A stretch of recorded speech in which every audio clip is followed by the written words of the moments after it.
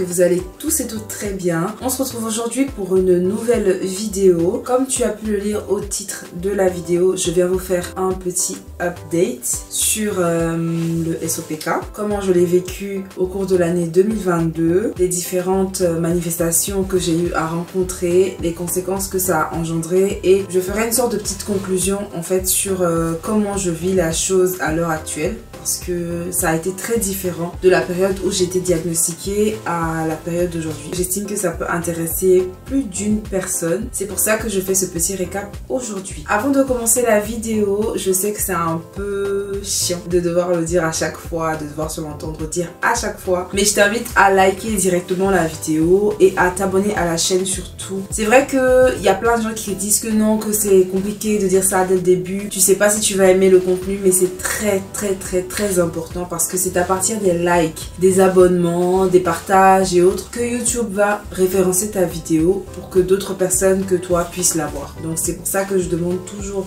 qu'on puisse liker les vidéos, qu'on puisse les partager, qu'on puisse les commenter, parce que ça permet en fait à ce que YouTube puisse retrouver ta vidéo dans les milliards de vidéos qui existent et les référencer aux personnes qui regardent le même genre de contenu que toi. Si vous voulez aider la chaîne, n'hésitez pas à le faire, ce serait très gentil. Et sans plus tarder, je commence tout de suite dans mon petit récapitulatif. Alors, dans ce récap là, je vais essayer de relater les faits comme je les ai vécus sur le plan physique, sur le plan émotionnel et aussi par rapport aux professionnels de santé que j'ai pu rencontrer et tout ce qui m'a été dit, toutes les recherches que j'ai eu à faire jusque là. Alors avant de commencer la vidéo, je vais me présenter pour les personnes qui ne me connaissent pas, pour les nouveaux et les nouvelles. Moi c'est Lydiane, enchantée. Aujourd'hui vous êtes sur ma chaîne qui s'appelle La Lizone. Il y a quelques temps, je pense un an environ, j'ai fait une vidéo sur mon diagnostic en gros, sur le SOPK, sur ce que je savais de ce syndrome là à l'époque. Pour ceux qui savent pas en gros SOPK ça veut dire quoi, parce que j'arrête pas de le dire mais je pense qu'il y en a qui savent pas, c'est le syndrome des ovaires polykystiques et j'ai été diagnostiquée de ce dérèglement hormonal en novembre 2021. Je vais commencer déjà sur le plan émotionnel parce que ça a été très difficile à vivre, je vais pas vous mentir. Il faut savoir que le SOPK c'est un syndrome qui joue sur les hormones de la femme et qui provoque beaucoup de, on va dire, de montagnes russes au niveau des émotions. Et moi je l'ai quand même assez mal vécu dans le sens où j'avais l'impression de ne pas être comprise quand j'avais certaines réactions, quand je me sentais offusquée par des choses qui n'étaient pas forcément si graves que ça, mais le fait de devoir vivre avec ça, déjà c'était compliqué. Il y avait certaines situations qui arrivaient et je le prenais super mal, j'étais très émotive. Pour un rien, je pouvais me mettre à pleurer. Vraiment, je vivais les choses, mais d'une façon incroyable. J'étais devenue pratiquement hypersensible. C'est-à-dire, pas que j'absorbais forcément les énergies des autres ou le mal-être des autres, mais j'avais l'impression de tout vivre de manière décuplée. Un tout petit événement, je pouvais le prendre tellement mal. Je pouvais passer des journées entières affalée en train de pleurer, de penser à 15 000 trucs, surtout que je suis une personne qui réfléchit énormément. Ça, c'était le volet psychologique. Je sais que je suis passée rapidement dessus, le volet émotionnel et tout ça. Mais les symptômes, je les ai vraiment sentis au niveau physique. Vous vous rappelez dans mon ancienne vidéo que je vous avais dit que j'ai été diagnostiquée SOPK à partir d'une aménorrhée. J'avais eu une absence de règles de 3 mois. Et c'est à la suite de cette absence de règles là que je suis allée voir le gynécologue et qu'on m'a diagnostiquée avec le syndrome des ovaires polykystiques. Pour la faire courte, en 2022, ça s'est amplifié. Mais vraiment, les aménorrhées se sont amplifiées. Début 2022, ça a été la cata. En fait, en 2022, j'ai eu mes règles 3 fois. En le disant, je me rends compte que, enfin, je m'étais déjà rendu compte, mais c'est quand même assez grave. Tu n'es pas ménopausée, tu n'es pas dans une situation où peut-être on t'a enlevé les ovaires ou l'utérus ou quelque chose comme ça. Tu n'es pas enceinte, mais tu n'as pas tes règles. C'est pas normal. Ce n'est pas normal. Si vous vous retrouvez dans une situation où vous n'êtes pas enceinte, vous n'êtes pas ménopausée, vous ne présentez aucun des symptômes que je viens de citer en amont, mais que vous avez une absence de règles, c'est pas normal du tout. Cherchez à consulter, cherchez à rencontrer un professionnel de santé. Comme je vous disais, en 2022, j'ai eu mes règles 3 fois. J'ai eu mes règles en février, en août et en novembre. Je sais pas si vous voyez la distance entre février et août. Mars, avril, mai, juin, juillet. J'ai pas eu mes règles pendant 5 mois. C'est même pas seulement le fait d'avoir des aménorrhées qui est compliqué. Mais quand les menstrues arrivent, c'est un truc de fou. En février, j'ai eu mes règles pendant 2 semaines. Ensuite, j'ai pas eu mes règles pendant 5 mois. Et quand j'ai eu mes règles en août, elles ont duré 3 semaines. Mais pour vous dire que pendant ces 3 semaines-là, c'était tellement hardcore que j'ai été anémiée. C'est comme si en fait c'était un bouchon. Comme s'il y avait eu un bouchon et il y avait une accumulation. Donc ça a fait que quand le bouchon a pété, ça s'arrêtait plus. Voilà, ça s'arrêtait plus vraiment. En août 2022, je suis partie à Abidjan. Et quand je suis arrivée, enfin je racontais tout à ma mère et tout, comment ça n'allait pas et tout ça, tout ça. Mais physiquement, je ne le voyais pas moi-même. Clairement, quand elle m'a vue, elle m'a dit il y a un problème parce que j'étais extrêmement fatiguée. Et je n'avais plus aucune énergie. J'avais l'impression d'avoir un manque de fer ou de quelque chose. Mais je me sentais pas bien. Franchement, je me sentais pas bien. Et quand elle m'a vue, elle m'a dit même tes yeux ont changé de couleur. Vous dire à quel point c'était grave. Comment est-ce que tu peux tellement être mal pendant tes menstruations que tes yeux changent de couleur? Tellement ton organisme est...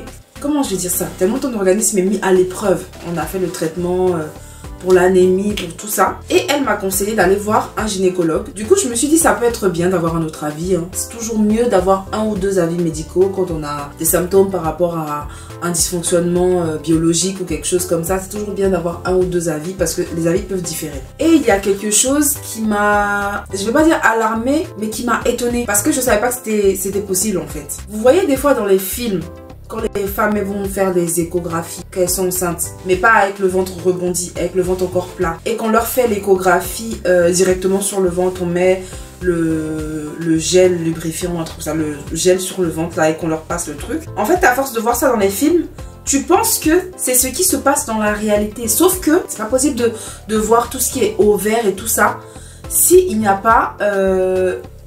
un examen gynécologique plus poussé. Déjà, tu vas chez le gynécologue, tu te mets déjà en condition que tu seras obligé de montrer voilà, tes organes. Mais l'examen gynécologique poussé, c'est qu'il faut qu'en fait, il puisse introduire l'appareil dans ton corps pour voir tes ovaires et ton utérus et tout ça. Voilà, je vais pas essayer de vous faire un dessin, mais je pense que vous savez un peu de quoi je parle. Si on veut voir que tu as un problème gynécologique, il faut voir de l'intérieur. On ne peut pas le voir juste en mettant le lubrifiant et en faisant comme ça. Vous allez voir là où je veux en venir. Du coup, quand je suis arrivée à Abidjan, moi, vu que j'ai déjà subi ce genre d'examen gynécologique là, ici en France, j'ai pensé que ça allait être la même chose à Abidjan. Vous savez comment ils font pour faire les examens gynécologiques là-bas? On te fait boire 1 litre d'eau, je crois. 1 litre d'eau, je sais pas combien de litres d'eau là. Et on te demande d'attendre. Tu attends d'avoir envie de faire pipi au maximum. Genre, limite, tu es à 2 minutes de te pisser dessus. Et c'est là qu'on te sculpte en fait. Franchement, je connais pas, je comprends pas le principe en fait. Juste pour que ton truc soit assez plein pour appuyer sur tes organes. Je sais pas. Mais en tout cas, on attend que tu sois sur le point de pisser avant de te faire l'examen. Et bien sûr, il a fait l'examen, il n'a rien vu. Alors que quand je suis revenue en France et que j'ai refait un examen gynécologique, mes ovaires sont toujours couverts de follicules en fait. Mais vraiment, c'est quelque chose qui m'a étonnée parce que je me suis dit, vous imaginez le nombre de femmes qu'il y a en Côte d'Ivoire et dans d'autres pays d'Afrique qui ne savent même pas qu'elles sont atteintes du syndrome des ovaires polykystiques. Il y a plein de symptômes, hein, la barbe, la pilosité, tout ça. Mais elles sont pas au courant parce que quand elles vont voir le gynécologue, au lieu de leur faire l'examen interne, ils font l'examen externe. Après ça, après l'examen, il m'a expliqué un petit peu ce qui cause les aménorrhées. Et ça, j'ai trouvé ça assez constructif. En fait, il m'a expliqué qu'il y a certains taux que la femme présente, des taux d'hormones. Je crois que ça s'appelle FSH et LH. Il y a une hormone, quand elle a un taux élevé, tu vas avoir tes règles. Mais quand le taux est bas, ça veut dire que tu vas pas les avoir. Enfin, quelque chose comme ça. Il y a une autre hormone aussi qui fait que quand le taux est trop élevé, par exemple, tu n'auras pas tes règles. Et donc, il m'a expliqué que chez les femmes qui ont le syndrome des ovaires polykystiques, elles ont des prédispositions pour que cette hormone-là soit toujours à un niveau très élevé. En fait. Ce qui fait qu'elles ne peuvent pas avoir leurs règles, elles rencontrent des aménorrhées et tout ça. Ce qui produit cet excès d'hormones, c'est la graisse. Plus tu prends du poids, si tu as le syndrome des ovaires polykystiques, bah moins tu auras tes règles en fait. La graisse produit cette hormone là et donc le pic ne chute jamais pour que tu puisses avoir tes règles ou alors ça chute très peu. Donc en gros, il faut vraiment prendre soin de son alimentation, il faut perdre du poids et tout ça. Bon, ça c'était quelque chose que je savais déjà et tout. Mais t'as l'impression que c'est un serpent qui se mord la queue. Là aujourd'hui, je sais qu'en fait, c'est le SOPK qui fait que tu as des difficultés à perdre du poids. Parce que tu fais de la résistance à l'insuline. Et que tu as l'impression surtout de ne jamais être rassasié de sucreries. T'as toujours des envies sucrées. Et donc le taux de glucose, on va dire, n'est pas régulé. Donc t'as l'impression de toujours avoir envie de manger du sucre. Et si tu n'arrives pas à contrôler ça, tu peux déjà avoir du diabète, hein, et surtout tu vas pas maigrir, c'est normal en fait, tu vas pas maigrir, c'est à dire que ton corps va prendre le sucre, la quantité qu'il lui faut pour le carburant de l'organisme, et le reste ça va se transformer en graisse. C'est vraiment un cercle vicieux, c'est un serpent qui se mord la queue mais sans arrêt. Tu produis de la graisse, donc ça alimente le SOPK, sauf que le SOPK alimente la résistance à l'insuline, qui fait que tu as encore envie de sucre, tu vas prendre plus de sucre que ce dont tu as besoin et ça va devenir de la graisse. Enfin, c'est vraiment un cercle vicieux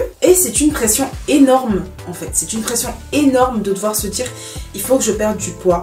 Ah mais j'arrive pas à perdre du poids. C'est tellement difficile et c'est tout ça qui joue vraiment sur le mental. Parce que tu as l'impression qu'on te demande quelque chose d'inatteignable. Ça peut paraître inatteignable, mais ça l'est pas. Je sais que ça l'est pas. Tu te dis mais comment j'arrive à le faire si mon organisme ne veut même pas coopérer? Et je vais pas vous mentir, j'en ai beaucoup voulu à mon corps à un moment. Je me suis dit mais tu es en train de me lâcher en fait. Donc sincèrement c'était compliqué. C'était vraiment compliqué en fait quand je suis partie à Abidjan et tout. Parce qu'à la base je partais pour me reposer. Mais tout ça, ça m'a encore mis un coup. Et puis voilà, franchement je vais pas vous mentir, j'en avais marre en fait. J'en avais marre parce que j'avais l'impression que j'étais conditionnée à quelque chose qui n'était pas forcément moi en fait. Fallait que je sois comme ça, fallait que je fasse ci, fallait que je fasse ça. Moi j'ai jamais eu de problème à aller à la salle de sport, tout ça. Je suis abonnée à la salle de sport et tout. Mais le truc c'est que je veux que ça me fasse plaisir. Dès que ça devient une obligation, c'est compliqué. Alors qu'avec le SOPK, on te fait comprendre que c'est une obligation. T'as pas le choix en fait. Surtout que t'as des prédispositions génétiques. Hein. Pour ceux qui me connaissent, pour ceux qui connaissent les gens de ma famille, on est tous ronds. En fait, clairement, on est tous ronds. Tu as des prédispositions génétiques à prendre du poids rapidement. Si en plus tu as un syndrome hormonal, tu es obligé en quelque sorte de devoir prendre soin de toi au niveau alimentation, au niveau physique et tout ça, c'est une obligation. À l'heure actuelle, comment vous dire que je reste toujours sur ma lancée, hein, je reste toujours sur ma lancée dans le sens où je continue à aller à la salle de sport. Mon alimentation, je fais attention, mais je vais vous dire, c'est vraiment l'alimentation le plus compliqué. La diététicienne, même j'ai changé de diététicienne en fait, parce que la première, elle m'avait donné une liste d'aliments à manger en gros, mais je pense que ce qui m'aiderait plus, c'est d'avoir des menus en fait, qu'on me dise lundi tu prépares ça, mardi, mercredi, jeudi, vendredi, samedi, dimanche. Je pense que ça m'aiderait mieux. Et comme j'ai dit, c'est bien d'avoir plusieurs avis médicaux. Pourquoi je vous dis ça? Je vous ai dit que quand je suis retournée à Abidjan, le gynécologue bien sûr il le savait, mais je pense que effectivement là-bas il y a des gynécologues qui ne savent pas. Pareil pour la France, il faut savoir que j'ai été suivie pendant 3 ans par une gynécologue quand j'étais à Strasbourg. Elle m'a jamais parlé du syndrome des ovaires polykystiques. Jamais. Alors que j'étais très régulière chez elle et tout, on avait un suivi, mais elle m'en a jamais parlé. Donc je suppose que peut-être elle est même pas au courant. Donc ça encore, c'est un problème je trouve en fait. Je trouve que c'est un problème de communication parce que je trouve qu'on n'en parle tellement pas. Mais tellement pas, c'est un truc de fou. Comment vous dire que avant d'être diagnostiquée comme ça, je savais même pas que ça existait. J'avais jamais entendu parler du syndrome des ovaires polykystiques. J'entendais toujours parler de l'endométriose, du cancer du col de l'utérus, mais j'avais jamais entendu parler du syndrome des ovaires polykystiques. Pour un truc qui est aussi gros, qui fait partie des causes principales d'infertilité chez la femme, on n'en parle jamais parce que les symptômes diffèrent. Hein. C'est vrai que je vous ai dit que oui, voilà, ça fait grossir, mais il y a des personnes qui sont pas en surpoids, qui n'ont pas des problèmes d'obésité particulière, mais qui ont le syndrome des ovaires polykystiques. Comme aussi, on nous fait savoir que c'est une cause d'infertilité. Il y a des femmes qui ont des enfants, mais qui ont le syndrome des ovaires polykystiques. Donc ça peut vraiment être très variable au niveau des symptômes. Moi, je pense qu'on devrait toutes se faire diagnostiquer. Toutes les femmes en âge de concevoir, elles devraient toutes aller voir un gynécologue et dire est-ce que vous pouvez me faire un examen pour savoir si j'ai le syndrome des ovaires polykystiques. Il n'y a que récemment, en fait, vu que j'ai commencé à faire mes recherches moi-même, que je vois ça sur Instagram. Je suis des comptes SOPK, Sova SOPK et tout. C'est récent, alors que c'est quelque chose qui existe depuis toujours. Et je vais pas vous mentir, ça me choque un peu. Aujourd'hui, j'appréhende beaucoup mieux les choses par rapport à l'année dernière. Et sincèrement, je vais pas vous mentir, ça peut paraître bizarre, mais j'aime beaucoup plus mon corps aujourd'hui qu'avant d'avoir su tout ça. Parce que je me dis, j'ai une force. Mon corps a une force. Parce que je me dis, tu en supportes tellement. Tu supportes déjà tellement de choses, mais tu tiens toujours. Et juste pour toi, il faut que je continue de me battre. Il faut que je continue de, voilà, d'y croire et tout ça, même si c'est pas facile tous les jours mentalement. Et je voulais aussi revenir par rapport à l'entourage. Sincèrement, soyez des personnes bienveillantes. Combien de femmes ne savent pas si elles sont atteintes du syndrome des ovaires polykystiques ou pas? Des femmes qui sont en âge de procréer, qui sont dans des relations, qui sont mariées, qui sont en couple, qui sont en concubinage, qui sont peut-être en âge d'avoir des enfants, qui manifestent peut-être une envie et tout. Par pitié, arrêtez de demander c'est pour quand le bébé? Ah mais vous n'avez pas encore un enfant? C'est quand vous allez faire un... S'il vous plaît, par pitié, au nom de Dieu, s'il vous plaît, arrêtez. C'est tellement compliqué à vivre soi-même en tant que personne. C'est compliqué à vivre dans son couple. Mais si en plus les personnes de notre entourage qui sont censées être notre petit cocon de bienveillance et tout ça nous rappellent toutes les 2 minutes que voilà, on n'a pas forcément un enfant, comme si le fait de forcément avoir un enfant ça faisait de toi une femme à part entière. Il y a des femmes qui n'ont pas forcément envie d'avoir d'enfants. Il y a des femmes qui ont envie d'avoir des enfants, mais qui ont des problèmes comme le syndrome des ovaires polykystiques, comme l'endométriose, comme plein d'autres choses. On a déjà assez de problèmes. Tant qu'on n'est pas venu vous dire, voilà, je suis enceinte, voilà, on va accueillir notre premier enfant, voilà. Vous ne connaissez pas les plans des gens, vous savez pas en gros ce qu'ils ont dans la tête, vous savez pas la fragilité des gens. Arrêtez de demander toutes les 2 minutes aux gens, ouais, c'est quand tu fais ton enfant. C'est pas ton problème. En soi, je vais pas venir te consulter d'abord pour voir si ça rentre dans ton emploi du temps que moi je puisse concevoir à telle ou telle période. Je trouve pas ça normal déjà de demander toutes les 2 minutes. C'est vrai que vous allez me dire non, c'est de la bienveillance et tout ça, mais quand on veut être bienveillant, on le fait bien jusqu'au bout. Vous connaissez pas les problèmes des gens. Moi, j'ose le dire. Il y a forcément des personnes qui ne le disent pas, mais vous connaissez pas les problèmes gynécologiques des gens. Vous connaissez pas les combats des gens. Ça peut être la femme qui a des soucis, mais ça peut être son mari aussi. Peut-être que ses spermatozoïdes sont pas assez puissants, peut-être qu'il y a des problèmes d'érection, peut-être qu'il y a des problèmes de fertilité, on sait rien. Mais arrêtez de poser cette question-là sans arrêt, parce que je peux vous dire qu'on y pense déjà. Vous n'avez pas besoin de nous le rappeler. Donc on essaie de mieux appréhender les choses parce que quoi qu'il arrive, c'est Dieu qui donne. C'est pas vous qui décidez. Soyez des personnes bien en fait. Soyez des personnes bien. Et puis voilà, on pourra que mieux s'emporter. Et puis c'est tout hein. Je pensais que ma vidéo allait être plus longue que ça, mais en fait non.